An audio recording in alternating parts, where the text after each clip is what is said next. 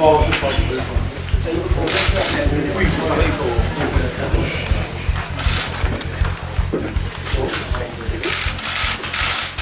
Goedemorgen. Goedemorgen. Bonjour, bon dia. Good morning. First of all, welcome to everybody. On peut tester le micro de M. Puigdemont, s'il vous plaît, parce qu'on n'a pas de son aussi derrière. Est-ce que vous pouvez tester votre micro?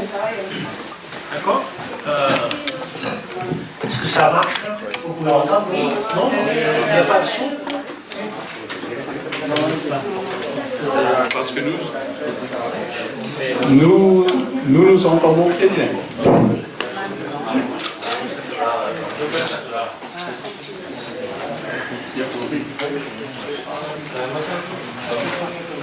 Okay, thank you very much. I will commence. First of all, the speakers of this press conference will speak in English or French according to their personal preference.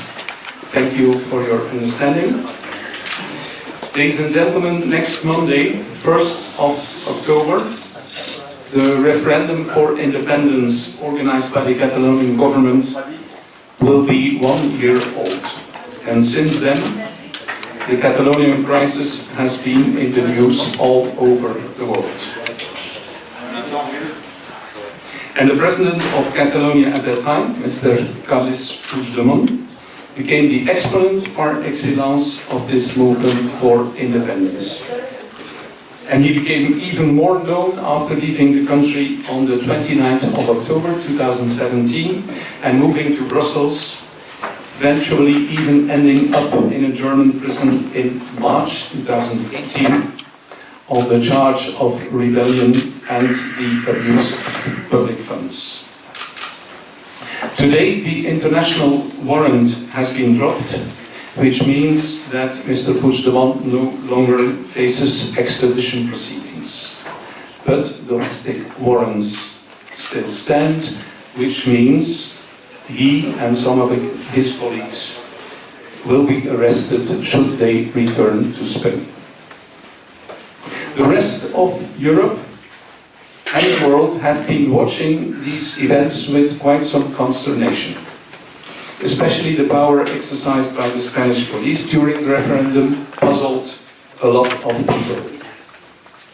But the fact that the European community didn't react in an official way may have been even more confusing.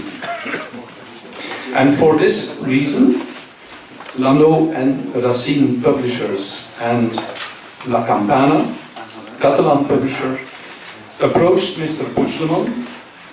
We sensed this matter was complex and important enough for the whole of Europe to try to understand the following two questions.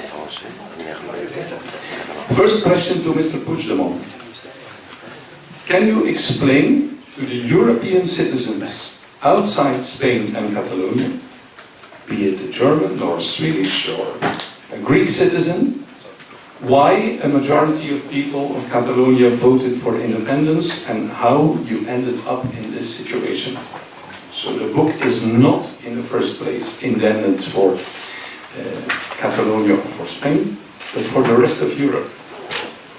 Second question, Mr. Puigdemont, if you claim that the Catalonian crisis is also a chance and a wake-up call for Europe, what do you exactly mean by that? Because one thing is clear, democracy can only survive if there is dialogue, and in order to have a sound dialogue, all sides involved need to understand the arguments of each other. And we believe that a solid and well-balanced book, even in the 21st century, can be a good instrument for that. We, as publishers, were motivated by two reasons to address Mr. Puigdemont. First, the silence of Europe is astonishing. Does this mean we don't know how to react, or do we understand what the Catalonian people really want, and what is their history really about? And two, All kinds of studies show that a growing number of young people no longer believes in democracy. Democracy seems to be under pressure in a lot of European countries. Is there a flaw in our democratic organization? Do we need a new form of democracy? And indeed, can the case of Catalonia teach us something in that respect? After meeting Mr. Puigdemont for the first time in the end of January of this year, Mr. Puigdemont reacted in a positive way, and after the first meeting we immediately agreed on one thing. Mr. Puigdemont was not going to write this book himself. We would ask an independent journalist to interview him in an objective way, so that Mr. Puigdemont's personal emotions would not influence the reasoning too much, and also because we really want to ask every objective question we would like to. And Mr. Olivier Mouton, political journalist at the Belgian magazine Le Vif, was interested and motivated to undertake this task. Later, we had the first draft of the book read by several independent readers, which resulted in an extra list of questions which were treated in extra conversations, such as, is the Catalonian nationalism not a nationalism of the rich? Shouldn't the whole of Spain be participating in a referendum? Why would things go better in a separate, much smaller state? And why did companies leave Catalonia after the referendum? Let there be no misunderstanding, the book mirrors the personal opinions of Mr. Puigdemont, but the task of the author and the publisher is to assure that the more difficult questions would not be avoided, to create a well-balanced, open publication. Today we publish the book in 3 languages, Dutch, French and Catalan. It is available from today in a paper edition and an e-book edition, and we are still talking to other foreign publishers to translate the book in more languages now that the text is completely finished. Okay, so that was the first thing in order to explain what we aimed with the book. First of all, I will give briefly the word to Isabelle Marty from the publishing house, Catalan Publishing House. Bonjour, merci de m'avoir invité. Et j'espère que vous m'excuserez pour le nerf et le fait que je ne parle pas très bien le français. La crise catalane, une opportunité pour l'Europe, dans la version catalane, Europe abandonne, Europe écoute. C'est une question de démocratie. Ce n'est pas le premier livre du président Puigdemont qui est dit sur la campagne publique. Il y a à peu près 24 ans, en avril 1994, il avait déjà publié avec nous un livre qui était en enquête, mais dans la rue, la bibliothèque, les archives. À l'époque, Internet n'existait pas encore, pour savoir ce que l'Europe connaissait de la Catalogne et des Catalans. Il suffit que je vous dise que nous avions intitulé ce livre « Catawat »,« Cataqua »,« Cataquet », pour que vous imaginez la reste. Il est difficile de trouver quelqu'un qui savait quelque chose. Maximum, Barcelona, Barça et Gaudí. Pour pouvoir reconnaître, il faut auparavant connaître. Et la crise catalane a cette volonté d'aider à connaître l'esprit et l'âme du mouvement catalan pour sa souveraineté. Entre le premier livre et celui-ci, il y a 25 ans de cohérence et de persévérance. Et permettez-moi, cher Président, de dire que pendant ces années, nous avons fait un beau bout de chemin. Dommage qu'en grande partie ce soit vous et beaucoup de membres de votre gouvernement qui en avez payé le prix.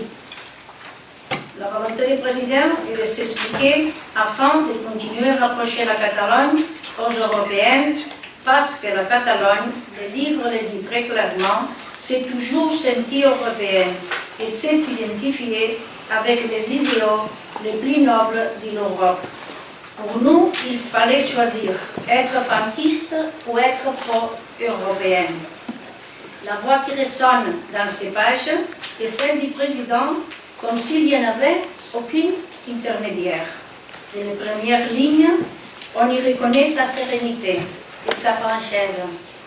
Je félicite donc M. Olivier Mouton, qui a su écouter cette voix et de la transmettre dans toute son authenticité.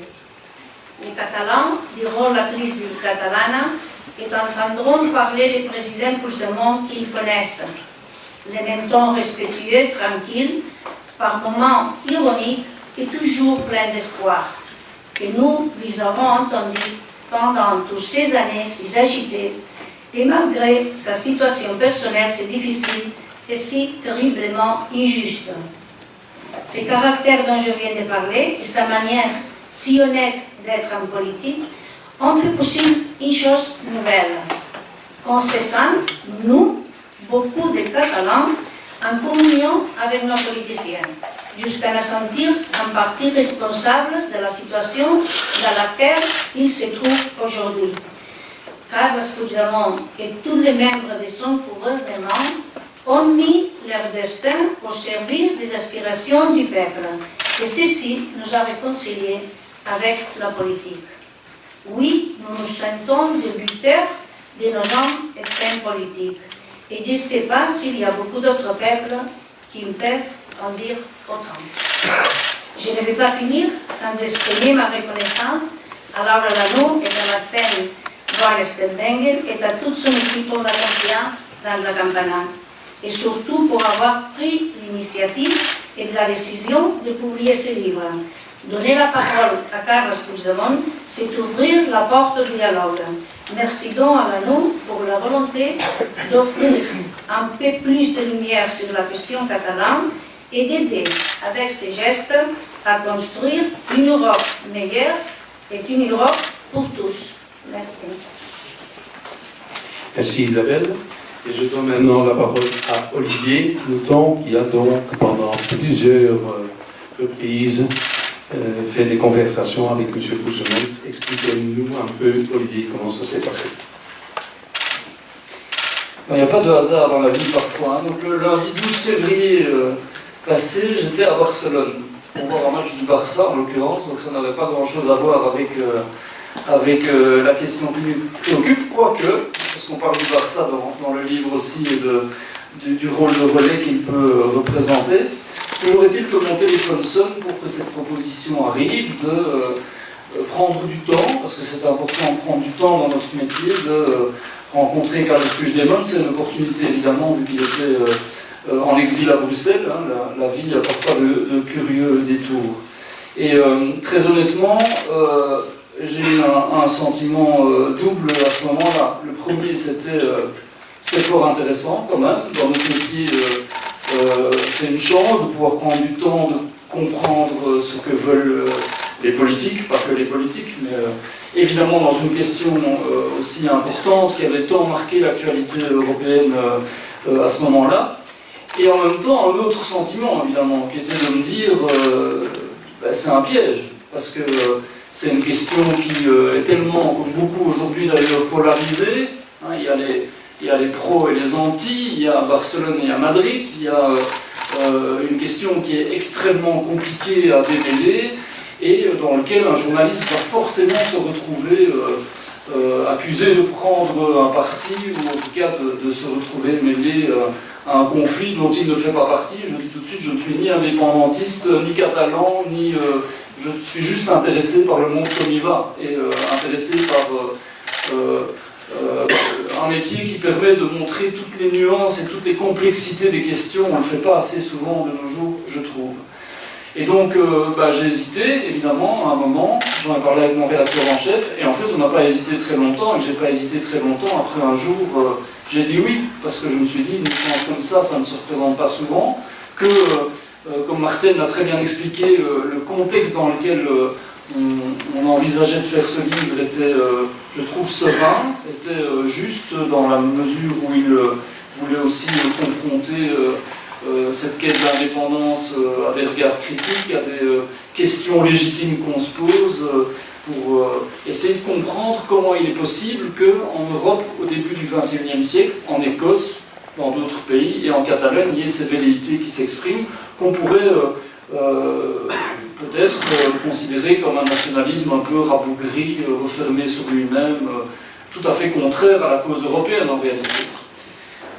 Bon, quelques jours après, je ne vais pas raconter toute la confection du livre, on s'est rencontrés à Tour et Taxi dans les locaux de chez Racine, et c'était une rencontre intéressante parce que c'est toujours intéressant de rencontrer évidemment quelqu'un et de voir un peu ce qu'il y a derrière le vernis, c'est-à-dire derrière ce discours qu'on retrouve dans le livre, qui est parfois un peu obsessionnel, parfois un peu, comme je dis, storytelling, hein, dire vous préférez quoi, la violence policière ou quelqu'un qui vote le 1er octobre. Évidemment, on préfère quelqu'un qui vote. Donc il y a évidemment un discours qui est construit, qui est martelé, mais derrière ça, on a pu faire un travail, je crois, qui va plus loin dans la personnalité d'un homme, qui est sans doute bien connu des Catalans, peut-être pas dans toutes ses dimensions, moins connu des Européens au-delà de l'actualité.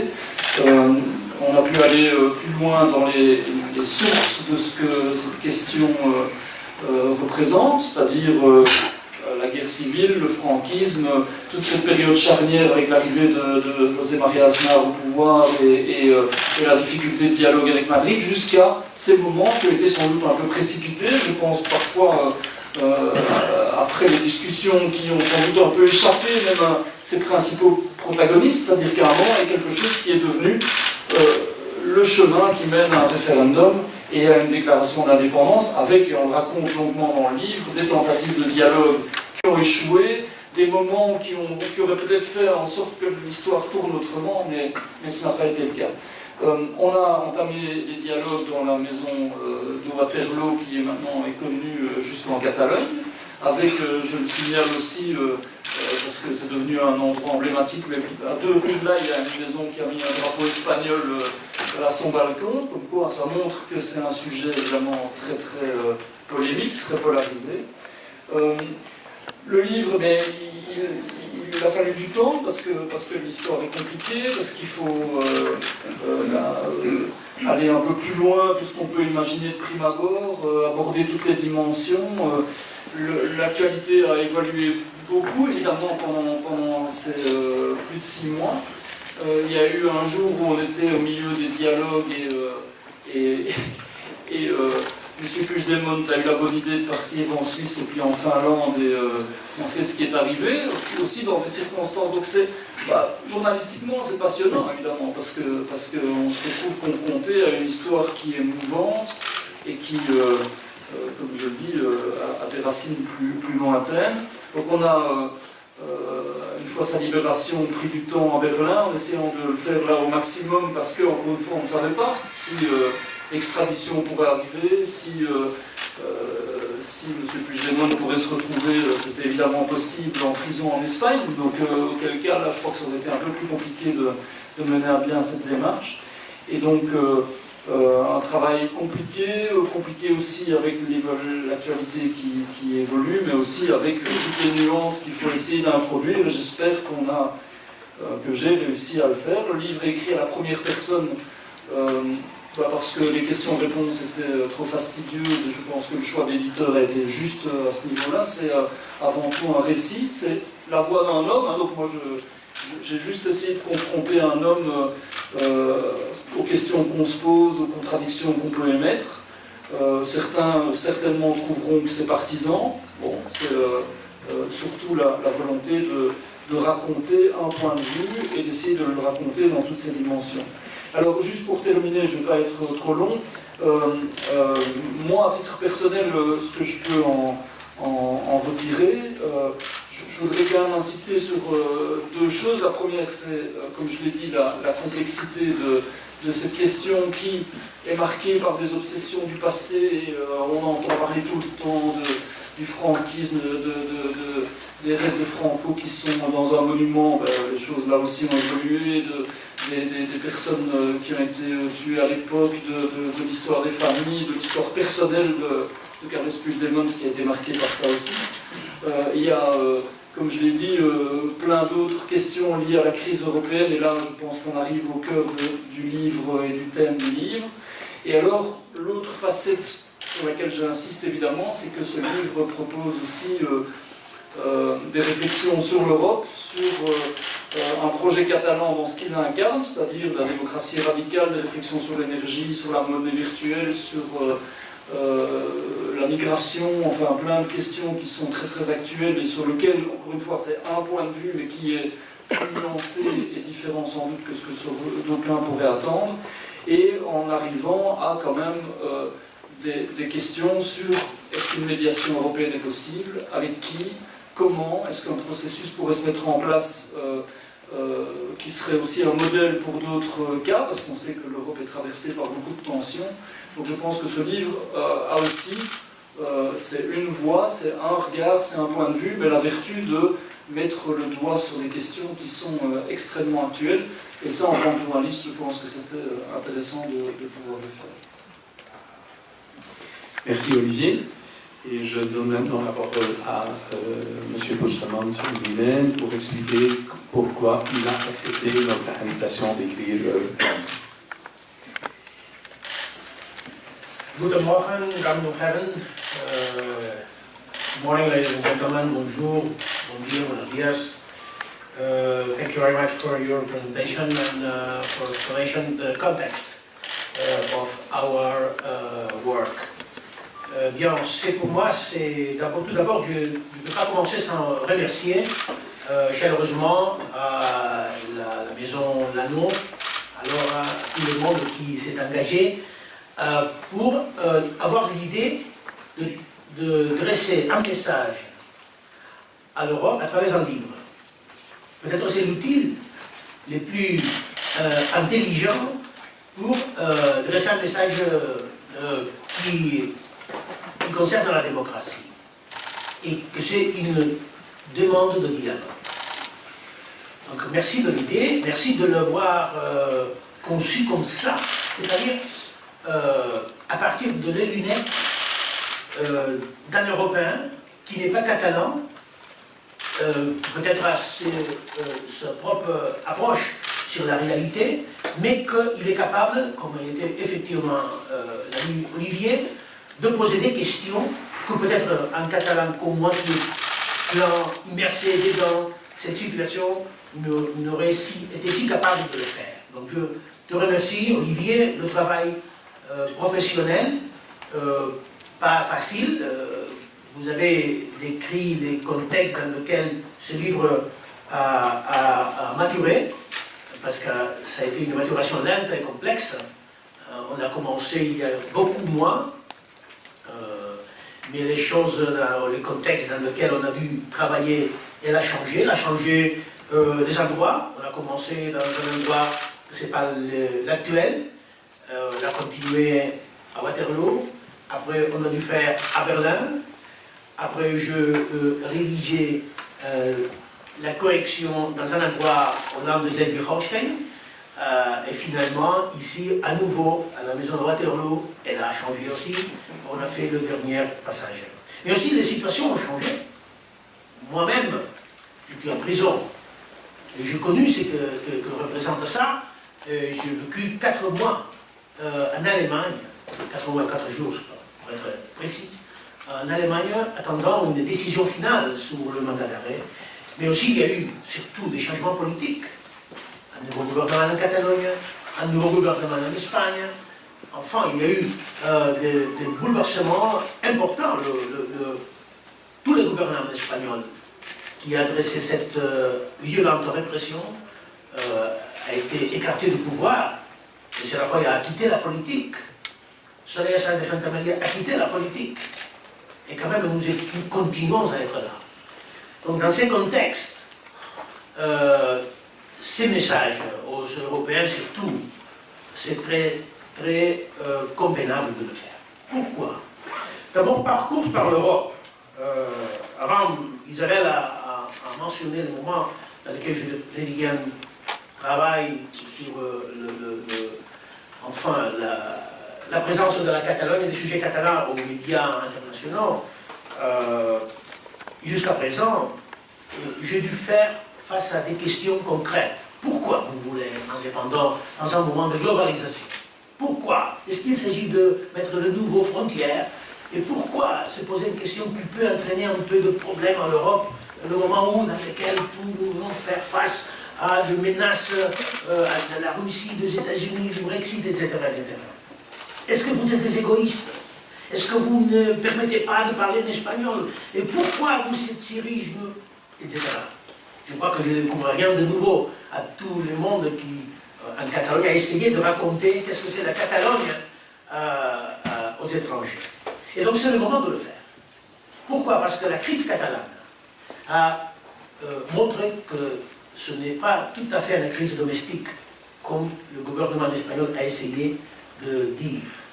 C'est évidemment une crise européenne, concerne à toute l'Europe.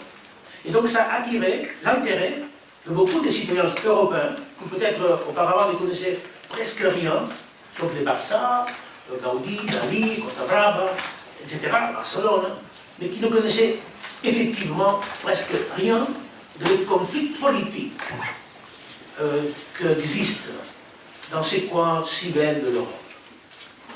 Et donc cette demande d'intérêt, c'est les événements qui ont attiré l'intérêt. Les images du 1er octobre, l'emprisonnement de politiques ou l'exil de politiques, tout ça a commencé à réveiller un intérêt nouveau de la société européenne pour ce qui se passe en Catalogne. Donc il faut adresser un message, clairement. Je n'aurais pas fait un livre pour raconter le point de vue historique de ce qui s'est passé à ce moment-là. Mais l'idée de l'éditorial de dresser ces messages m'a paru très convenable parce qu'effectivement, c'est un sujet de dimension européenne qui concerne la démocratie, le rôle des citoyens dans ces nouveaux paradigmes, surtout à partir de cette 4e révolution industrielle, l'organisation, la haute organisation de la société. Nous pouvons montrer déjà quelques exemples, quelques expériences sur ce sujet.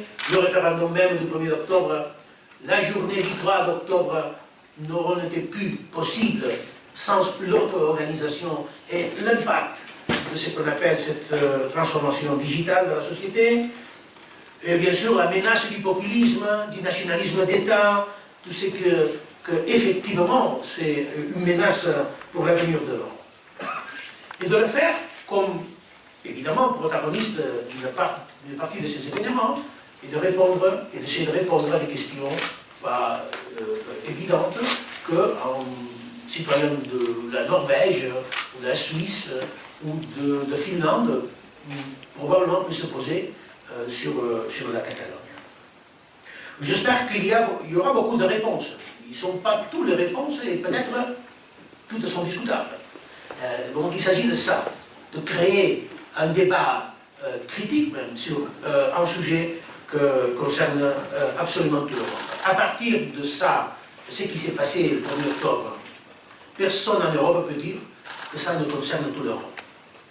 Et lorsqu'il y a une menace dans un endroit de l'Europe à la liberté d'expression ou à la démocratie, c'est une menace qui concerne au conjoint du continent, au conjoint de l'Union européenne. Donc, autant que protagonistes tous de cette crise, il fallait nous exprimer et apporter des réponses à beaucoup de questions. Je suis très content que ça puisse commencer en trois langues. Français, le néerlandais et le catalan. Je dois dire que la langue originale de ce travail était le français, parce qu'avec Olivier, on a parlé français, on s'est écrit en français, donc ça aussi a entraîné une difficulté ajoutée, mais qui fait aussi merveilleux ce travail européen de se rapporter avec deux langues différentes, de sujets différents, parlant du local au universel, parlant de la tradition mais aussi de la technologie, et donc agissant comme vraiment citoyen européen. Et c'est ça l'Europe pour moi, et pour nous, et pour les Catalans, la majorité des Catalans, partisans ou non de l'indépendance. Il y a un profond sentiment européen chez les Catalans que je crois qu'on pourra découvrir dans ces livres. J'attends aussi que le lecteur catalan puisse avoir une expérience nouvelle. Parce que ce n'est pas, comme je dis, un livre écrit en catalan pour un catalan. C'est un livre écrit en français. Depuis le regard d'un Belge, francophone, qui a été traduit au catalan. Et donc je demande aux Catalans que puissent le regarder, le lire avec le lunette d'un Européen. De se mettre dans la peau d'un Finlandais, d'un Danois, d'un Allemand, d'un Belge, et d'essayer de voir si ce que raconte le livre peut représenter un peu, se peut reconnaître dans ce qu'on raconte dans ce livre. C'est aussi une expérience nouvelle pour le lecteur catalan. Et donc j'espère que va tirer l'intérêt, le débat, qu'elle va pouvoir aider à enrichir le débat et d'échapper de la réduction simpliste de ces sujets. On ne peut pas raconter ce qui se passe de façon simple. Je dis à un moment du livre, je ne sais pas si avec ces paroles mêmes, mais je dis que peut-être on sait que l'amour au premier clin d'œil existe, mais la vérité au premier clic, pas du tout. Et donc il faut faire 3, 4, 5 clics en plus. C'est un petit effort. Mais on me demande de faire ça pour mieux connaître qu'est-ce qui se passe en Catalogne. Et surtout de mettre en crise toutes les opinions, en commençant par le mien. Parce que c'est la seule façon de comprendre véritablement qu'est-ce qui se passe. Et sans se comprendre, on ne peut pas participer de la solution. Et on est en quête de solution. Dans notre cas, j'essaye d'en proposer quelqu'un. Voilà. Voilà, grand merci M. Puigdemont. Il y aura une demi-heure maintenant pour des questions. Je propose que vous expliquiez qui vous êtes. So if you can explain who you are and who you want to address the question to. Se llama Masdeu, La Vanguardia. Jaume Masdeu, La Vanguardia, c'est une question pour le président Puigdemont. Dans le livre, vous parlez d'un dialogue sans calendrier, sans agenda, et vous disiez qu'il va falloir beaucoup de temps. Pas les 18 mois, à un certain moment vous avez parlé, mais beaucoup de temps. Et d'autre côté, je n'ai pas trouvé une seule mention au unilatéralisme. Je n'ai pas trouvé une mention à agir de façon unilatérale. Alors, est-ce qu'on est devant d'un Puigdemont plus pragmatique, plus réaliste?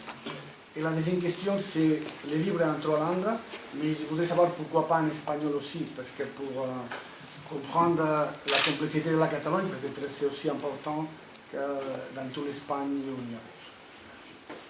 Merci de votre question. Tout d'abord, ce que je dis par rapport au dialogue, ce n'est pas nouveau. Je dois dire aussi que je l'ai dit face à M. Rajoy. Donc, ce n'est pas un scoop. Je veux dire que s'il y avait les stratégies de dialogue avec l'Espagne, que c'est la priorité qu'on a signalée publiquement, moi-même, je présentais au Parlement catalan ce qu'on appelle le pacte pour le référendum, qui est, en fait s'agissait de ça. C'est-à-dire, s'il y a la volonté d'un dialogue, donc on ne doit pas mettre un calendrier concret, dire non, le référendum va se dérouler dans 6 mois. C'est ça que je dis. Ça c'est dans le temps d'un dialogue. Et je le soutiens parce que je le dis en privé à tous les leaders politiques espagnols, je le dis publiquement quand j'étais en charge à Barcelone, je le dis dans mes conférences à Madrid, et je le soutiens encore. Je n'ai pas changé, donc ce n'est pas une nouveauté. Et peut-être c'est une surprise pour tous ceux qui ont essayé de nous présenter comme de quelqu'un qui nous veut écouter, de quelqu'un qui ne pas disposé au dialogue. C'est juste au contraire.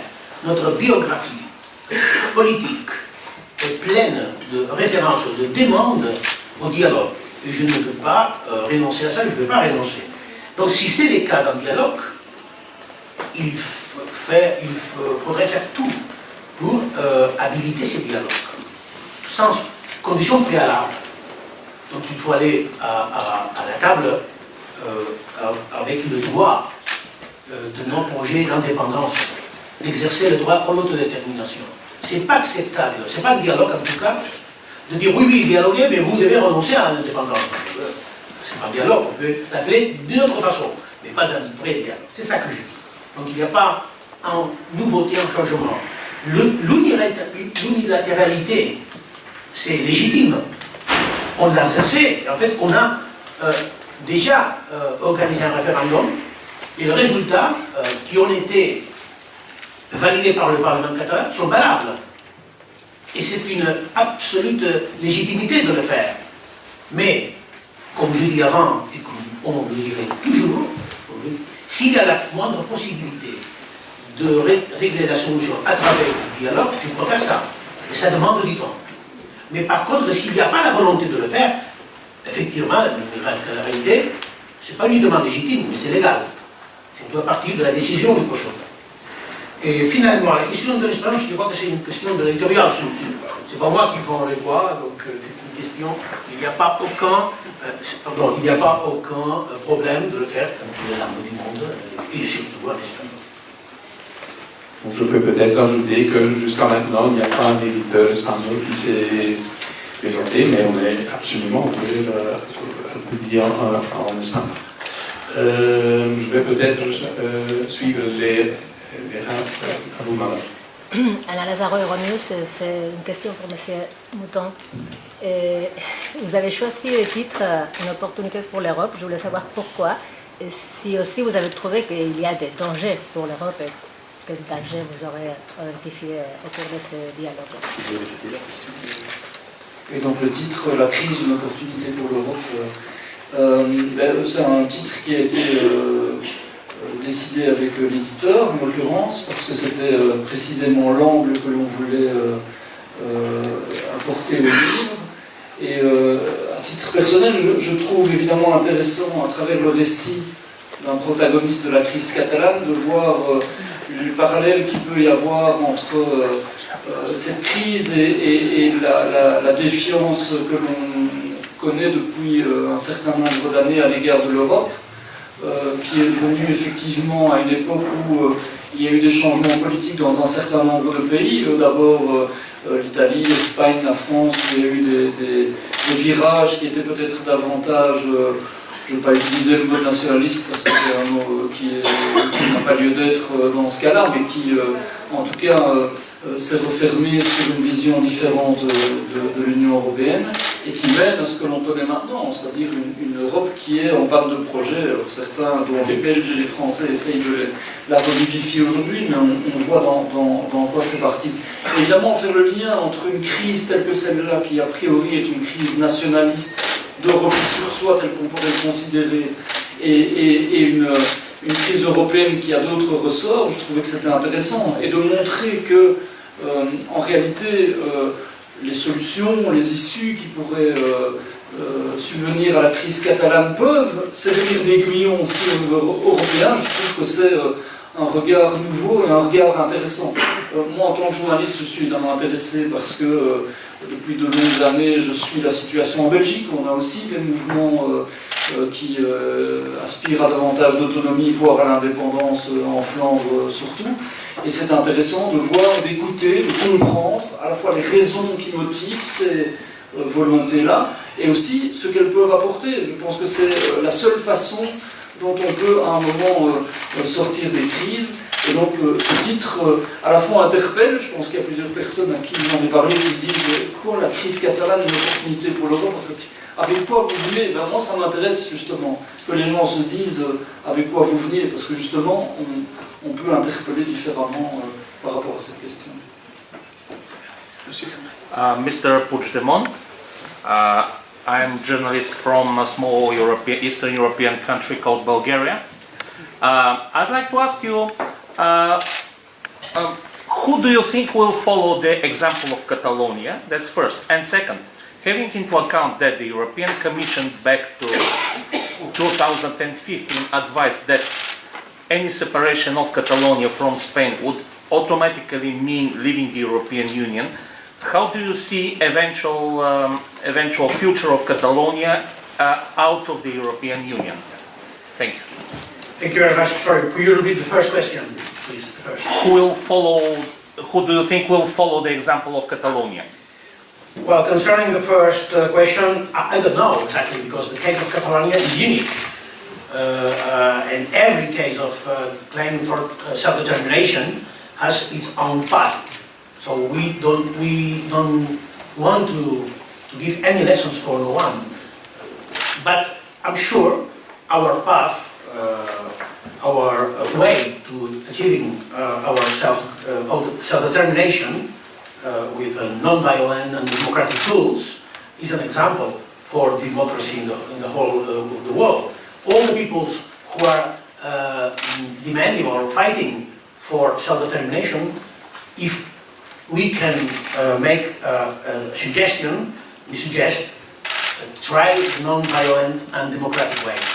That is the first question. Second, I talk about your questions in the book. It's obvious that an independent Catalonia demanding to join the EU club, that means before a recognized independent Republic of Catalonia. The only way, for example, for the Spanish state to exercise the veto against Catalonia as a member of the European Union is to recognize before Catalonia as an independent state. If not, Catalans will continue to be members of the European Union, so citizens of the European Union. So there is no any risk for practice, de facto, for Catalonia to live outside the European Union. Yes. Oui, merci beaucoup Diego Velasquez, Luxembourg-Gavort. Une question pour M. Mouton, si je peux, après une question pour M. Puigdemont. M. Mouton, vous avez de manière très intéressante parlé tout au début des contradictions qu'un observateur externe trouve face à la question catalane. Est-ce que, une fois que vous avez confronté M. Puigdemont à ces questions, à ces interrogations, à ces contradictions, vous avez trouver un partenaire de discussion intellectuellement honnête, ouvert à ces interrogations et à ces contradictions, ou quelqu'un qui a un message à envoyer, qui est très clair, une sorte de mur, qui n'essaye pas enfin, qui va direct, qui essaye de faire passer son message et c'est tout. Et M. Puigdemont, est-ce que le fait d'avoir été confronté à des questions critiques venant de l'extérieur, hors du contexte hispano-catalan, et aussi, de manière plus générale, le fait d'avoir vécu hors de Catalogne, hors d'Espagne, pendant quelques mois ici, et les discussions que vous avez pu avoir, vous ont fait changer d'avis sur certaines questions. Est-ce que vous voyez certaines choses différemment d'avant ces expériences? Merci beaucoup. Moi je dirais les deux en fait. C'est à la fois pour côtoyer beaucoup de responsables politiques et a fortiori dans cette époque il y a évidemment un discours qui est construit et qui est répété, comme je disais, avec une forme de storytelling, des images qui permettent de servir une cause. Et Carles Puigdemont, comme d'autres, évidemment, est attentif à ça, qui est légitime dans son cas, évidemment. Donc, avec parfois des expressions un peu soit obsessionnelles, soit qui sont dans l'expression de sa cause. Mais je dois dire que, par ailleurs, il y a eu un vrai dialogue, c'est-à-dire que les questions ont toutes été abordées, jamais de manière arrogante ou dénigrante, ou je pense que c'est quelqu'un qui a une vraie volonté d'essayer à la fois de convaincre, évidemment, de la justesse de sa cause, mais qui en même temps, je peux le dire dans ces termes-là, à mon sens, est un vrai démocrate, c'est-à-dire quelqu'un qui se dit si à un moment vous me démontrez que j'ai tort. Et ça, je trouve que c'est assez précieux dans un univers politique qui est, et dans un univers médiatique aussi d'ailleurs, qui est souvent très très polarisé. Maintenant, juste pour terminer par rapport à ça, il y a des réponses évidemment qui sont des réponses sur lesquelles chacun pourra se faire son opinion. Je vais prendre un exemple. Est-ce que c'est un nationalisme de riches?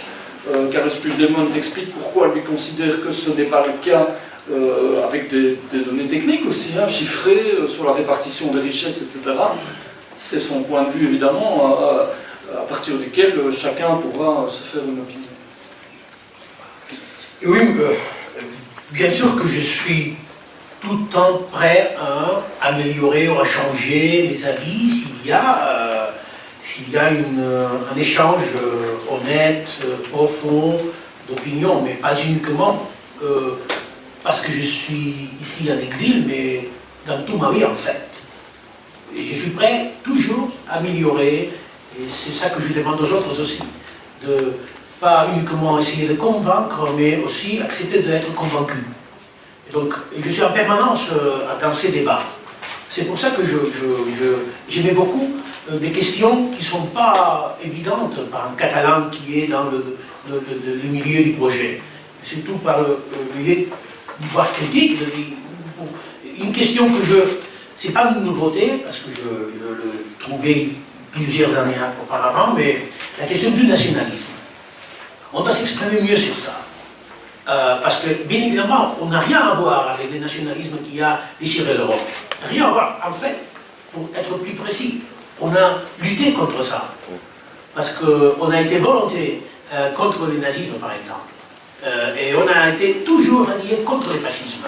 Mais, évidemment, le terme nationalisme crée une réaction, un point de vue qui n'a rien à voir et qui contamine, bien sûr. Le cas, c'est qu'on doit dédier beaucoup d'efforts avant d'entrer au fond des questions, de dire non, nous n'avons rien à voir à tout ça. Donc peut-être il faut trouver, aujourd'hui, on se rassemble sur des mots qui n'ont rien à voir avec ça, que sont le souverainisme et le républicanisme. Bon, peut-être ça peut nous aider.